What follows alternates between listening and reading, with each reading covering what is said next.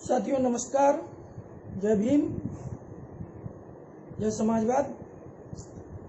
अपनी बात रखने से पूर्व मैं बहुजन समाज में जन्मे परम पूज्य महात्मा फुले साहब से लेकर के छत्रपति साहू जी महाराज, संविधान निर्माता बोधिसत्व विश्व रत्न बाबा साहब अम्बेडकर, समाजवादी चिंतक डॉक्टर लोहिया जी एवं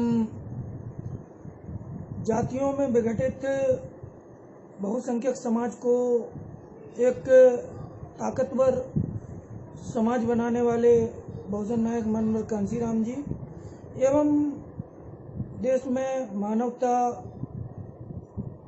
के लिए कार्य करने वाले सभी संतों, गुरुओं एवं महात्माओं को नमन करते हुए, साथियों, आज मैं कांशीराम जी की जो इंटरव्यू सीरीज थी उसमें जिसमें वो मनोहर कांशीराम जी ने विभिन्न मुद्दों पर जो है विभिन्न पत्रिकाओं, विभिन्न न्यूज़पेपर्स एवं विभिन्न चैनलों में अपनी बातें बेबाकी से रखी हैं, तो उसी दौर को मैं आगे बढ़ाते हुए आज मनोहर कांशीराम जी का 6 जनवरी 1986 का जो अमर उजाला को आगरा में दिया हुआ इंटरव्यू है उसका कुछ सारांश आप लोगों के समक्ष रखना चाहता हूं और उसे वर्तमान परिस्थितियों से जोड़ूंगा। तो साथियों, 6 जनवरी 1986 को अमर उजाला से बात करते हुए मनोहर कांशीराम जी ने एक बात कही थी कि जो भारत की सदियों से चली आ रही सामाजिक व्यवस्था है उसमें एक विशेष वर्ग ही लाभान्वित हुआ है, जिनकी आबादी जो है बहुत कम है। देश में लगभग 15% आबादी जिनकी है और जो पीड़ित समुदाय रहा है वो बहुसंख्यक समाज रहा है, जिसमें समस्त SC, ST, OBC एवं अल्पसंख्यक समुदाय के लोग रहे हैं, जिनकी आबादी देश में लगभग 85% रही है, जो इस देश का सबसे बड़ा प्रोड्यूसर यानी उत्पादक भी है और जो सबसे बड़ा कंज्यूमर यानी उपभोक्ता भी है। वो समाज हमेशा पीड़ित रहा है। अगर हम मनोहर साहब की बात के अनुसार चलें तो मनोहर साहब ने अमर उजाला को कहते हुए बताया कि जो भारत का सामाजिक ढांचा है उसमें अनुसूचित जातियों को लगभग 1500 जातियों एवं अनुसूचित जनजाति को लगभग 1000 जातियों और पिछड़े वर्ग की जातियों को 3743 जातियों एवं अल्पसंख्यक समुदाय की कई जातियों या गुटों में बांट दिया गया। लगभग 6343 जातियों में बहुसंख्यक समाज या बहुजन समाज को तोड़ा गया। देश में जब तक उन्होंने अपनी बात को बेबाकी से रखते हुए कहा कि देश में जब तक जो है देश में जब तक मनवाद लागू रहेगा, जब तक जातिवाद रहेगा, जब तक जाति संघर्ष रहेगा, तब तक कोई वर्ग संघर्ष हो नहीं सकता। क्योंकि उन्होंने एक एग्जाम्पल दिया कि किसी भी मान लीजिए कंपनी या किसी भी कॉरपोरेट में काम करने वाले विभिन्न जातियों के लोग, जब गरीबी और अमीरी की बात आती है, जब अपने हकों की बात आती है, तो कंपनी के मालिक से एकजुट होकर नहीं लड़ सकते, क्योंकि वो एक साथ बैठ ही नहीं सकते, उनमें जातियों का इतना भेद होता है। तो इस बात को कहते हुए मनोहर कांशीराम जी ने कहा कि जो अल्पसंख्यक समुदाय था, जिसकी देश में 15% आबादी थी, वो निरंतर देश की व्यवस्था से लाभान्वित होता आया है और आज देश में मतलब उस समय उन्होंने कहा था और मैं आज इस बात पर चर्चा कर रहा हूं, तो आज भी अगर हम जो है बात करें तो कुछ पर्सन जो जेन्युइन है, जो जीएन में आते हैं कि आज भी संसद में अगर हम बहुसंख्यक समाज का प्रतिनिधित्व देखें तो वो कितना है। सरकार के मंत्रिमंडल में अगर हम प्रतिनिधित्व देखें तो सरकार में शासन प्रशासन में SC ST OBC अल्पसंख्यकों का प्रतिनिधित्व कितना है।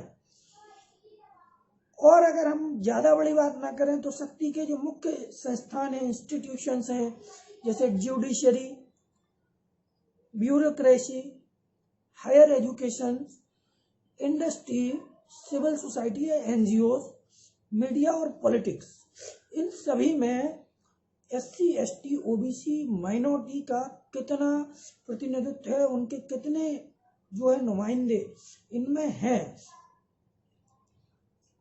तो ये प्रश्न उस समय मनोहर कांशीराम जी ने कहा। और आज मैं कह रहा हूँ ये स्थितियां बदली नहीं है, स्थितियां जो पहले थी वो आज हैं, सिर्फ स्वरूप बदला है।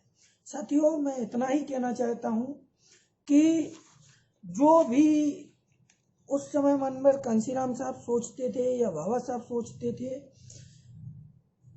कि देश में शासन प्रशासन एवं हर शक्ति के इंस्टीट्यूशंस या समृद्धि के इंस्टीट्यूशंस में जो है बहुजनों की भागीदारी हो, उनको पर्याप्त प्रतिनिधित्व मिले, क्या वो आज मिल पाया है? वो नहीं मिल पाया है। क्यों नहीं मिल पाया है? मैं एक छोटा सा उदाहरण दे देता हूँ आपको कि आप मेडिकल इंफ्रास्ट्रक्चर की बात कर लीजिए। यह देश क्या उस प्रगति से बढ़ा है जिस प्रगति से देश को बढ़ना चाहिए था? मेडिकल इंफ्रास्ट्रक्चर की अगर हम बात करें तो देश में जो डॉक्टर बनाने की स्थिति है उसमें जो बहुसंख्यक समाज है वो पीछे है। 164 गवर्नमेंट के इंस्टीट्यूट, 164 टोटल इंस्टीट्यूट हैं जहां से डॉक्टर बनते हैं, जिनमें डॉक्टर्स की सीट्स लगभग 31,345 हैं, जिनमें से 164 तो ये गवर्नमेंट के इंस्टीट्यूशंस हैं और लगभग 190 प्राइवेट मेडिकल इंस्टीट्यूशन है जो 60,000 से अधिक सीट्स जिनमें हैं। तो लगभग 91 हज़ार सीट्स जो है मेडिकल में प्राइवेट और गवर्नमेंट को मिला के होती है। प्रतिवर्ष लगभग 50,000 डॉक्टर की डिग्रियां भारत में बांटी जाती हैं, क्योंकि प्राइवेट इंस्टीट्यूशंस की सीट का खर्चा इतना ज़्यादा होता है कि जो बच्चे होते हैं वो बीच में ही पढ़ाई छोड़ देते हैं या फिर एडमिशन ही नहीं ले पाते हैं। जैसे अगर हम बात करें साउथ इंडिया में लगभग 154 मेडिकल इंस्टीट्यूशंस हैं, जिनमें 52 गवर्नमेंट इंस्टीट्यूशंस हैं और 102 प्राइवेट इंस्टीट्यूट हैं। इसी तरह से वेस्ट इंडिया में अगर हम बात करें तो कुल 77 मेडिकल इंस्टीट्यूट हैं, जिनमें 34 गवर्नमेंट के, बाकी 43 प्राइवेट। इसी तरह हम नॉर्थ इंडिया की बात करें तो 35 गवर्नमेंट के, 35 प्राइवेट। ईस्ट इंडिया में 47 मेडिकल इंस्टीट्यूट हैं, जिनमें लगभग 37 गवर्नमेंट के हैं और 10 प्राइवेट इंस्टीट्यूट। एम्स की अगर हम मेडिकल फीस की बात करें तो एम्स में लगभग मतलब पूरे देश में सबसे ज़्यादा जो सबसे कम फीस है वो एम्स की है मेडिकल में। 5 वर्ष में लगभग 7,543 रुपये फीस होती है MBBS की एम्स में। कस्तूरबा मेडिकल कॉलेज मंगलूर में MBBS की जो फीस है, ये प्राइवेट कॉलेज है, यहाँ 65 लाख रुपए जो है होती है और MD में यहाँ लगभग 62 लाख रुपए खर्च होता है। तो ये जो कस्तूरबा मेडिकल कॉलेज है ये देश का सबसे सस्ता प्राइवेट मेडिकल कॉलेज है। अब आप देखिए कि जो बहुसंख्यक समाज है, जो SC ST OBC के लोग हैं, वो क्या मंगलूर कॉलेज में अपने बच्चों को पढ़ा सकते हैं? मतलब मेरा मानना जो है कि 80 से 85% SC ST OBC के लोग जो है इतना खर्चा नहीं उठा सकते, जबकि ये प्राइवेट इंस्टीट्यूशन में सबसे सस्ता इंस्टीट्यूशन है। और अगर हम जो है एवरेज बात करें प्राइवेट इंस्टीट्यूशंस की MBBS की, तो लगभग 1 से 1.25 करोड़ रुपए MBBS कराने में खर्च हो जाता है और 1 से 1.5 करोड़ रुपए जो है MD कराने में हो जाता है। उसके बाद गवर्नमेंट नौकरी मिल जाए इसकी भी कोई गारंटी नहीं होती है। तो 9 लाख डॉक्टर में से 8 लाख डॉक्टर जो है वो प्राइवेट प्रैक्टिस कर रहे होते हैं लगभग। मतलब आम पब्लिक को किस तरीके से मेडिकल इंस्टीट्यूशन लूट रहे हैं। और जो मैं बात कर रहा था कि यहाँ SC ST OBC और माइनॉरिटी के लोग के मतलब कितना प्रतिनिधित्व रखते हैं, इनको कितनी भागीदारी अब तक मिली है। तो इस बात को आप इसी से समझ जाइएगा कि जो है रिजर्वेशन अगर नहीं होता तो जो अभी 1-2% SC ST OBC के डॉक्टर्स आपको मेडिकल इंफ्रास्ट्रक्चर में दिख रहे हैं वो भी ना दिखते। तो रिजर्वेशन होने से कम 1-2% लोग तो दिखते हैं और जो है आज रिजर्वेशन का विरोध होता है।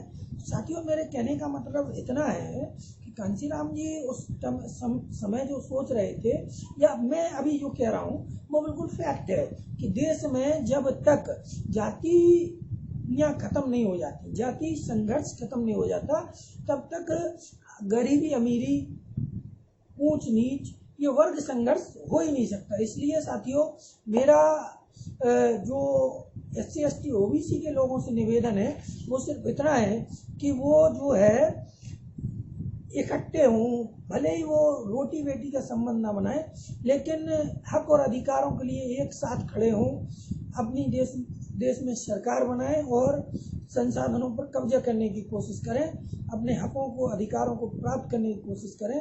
इन्हीं बातों के साथ मैं अपनी बात को खत्म करता हूँ। जय भीम, नव अध्याय, जय समाजवाद।